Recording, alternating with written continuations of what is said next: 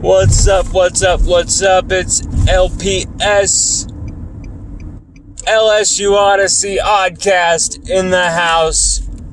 Okay, people, we're bringing the ENERGY today. A fist full of tigers right to the grill. Right to the grilled cheese. We're gonna melt you to your knees. You know what? I'm gonna quit my career as a rapper right there. Cut. Yeah, LSU Odyssey bringing it in the house. There's some information I got about the scrimmage I wanted to share. First of all, Garrett Nussmeier threw the touchdown everyone saw on that little 1.5 minute scrimmage tape to Jack Besh. Garrett Nussmeier threw that pass. Max Johnson also threw the touchdown to Malik Neighbors.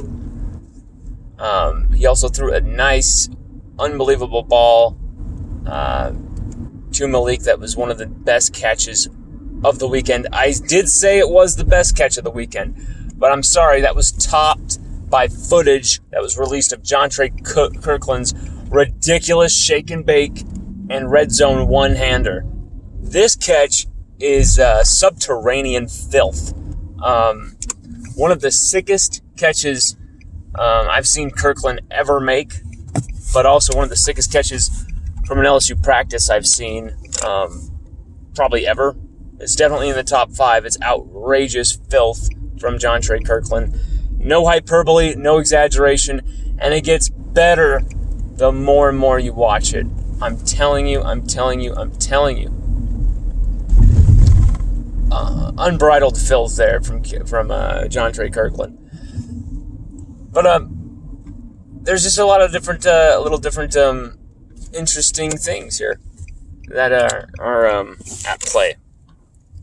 You've got a lot of people, talking about Max Johnson and his energy and how he got in alley guy's face and without a helmet, bucked his head, probably even hurt his nose doing that. I think he had a bloody nose after that as well.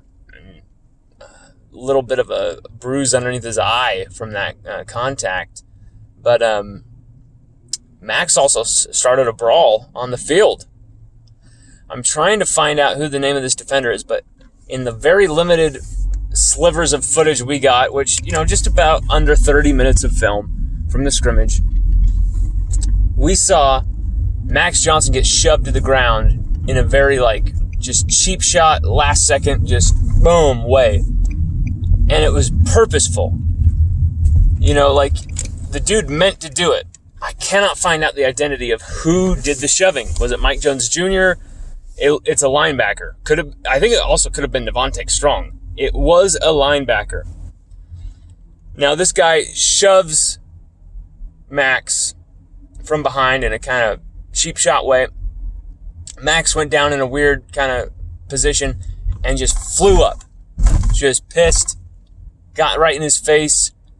Grabbed him by the face mask, I believe, and things just were off. And everyone from the sidelines were running in, wanting to be a part of that. Even Ed Ingram, who's supposed to be hurt, he's flying in there, showing us he's feeling just fine, showing us that it's football season to him. And I love the energy. I love what we're seeing. Max Johnson, he's more than just quarterback one by the numbers and by all that. It's the attitude, and I don't give a damn about his passing statistics or anything like that in the scrimmages. He's the guy, and I really don't care if he throws under 200 yards every game this season. If they turn into W's, I really don't care. At the same time, this team locked up our last scrimmage this Saturday, and there's, the offense picked it up, the offensive line picked it up. We saw what we needed to see. This team has still a ton of unanswered questions, but that's why you play the games, is to answer those questions one by one by one. Now, LSU Odyssey are going to be answering a lot of our own questions this week. Okay? Tons of content has already been coming your way, and it's going to continue. Today, we put out our offensive depth chart roster predictions. We're talking who's going to be receiver number 2, who's going to be running back number 1 and 2. You know, every position. We have a surprise shocker on the offensive line. There's a lot of interesting stuff with that. Tons of detail, tons of analysis, tons of links to articles you may have missed, profiles you may have missed. We got you covered on all fronts with that piece.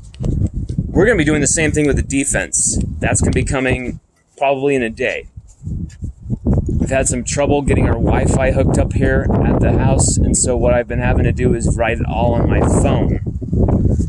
That is not ideal for what I like to do. I like to have high optimization. I like to have high synchronicity. I like to have a bunch of different windows open with a lot of different things going on. And I like to, keep my eyes and ears open to everything that's out there, so that you, the LSU fan, are getting primal, juicy tidbits. No, let me take that back. Why do tidbits? We'll let the others do tidbits. We've been giving you the steak since the beginning. And that's just the truth. The other places, they do half measures. It's full or no go with us. And it's all go all the time, 100%.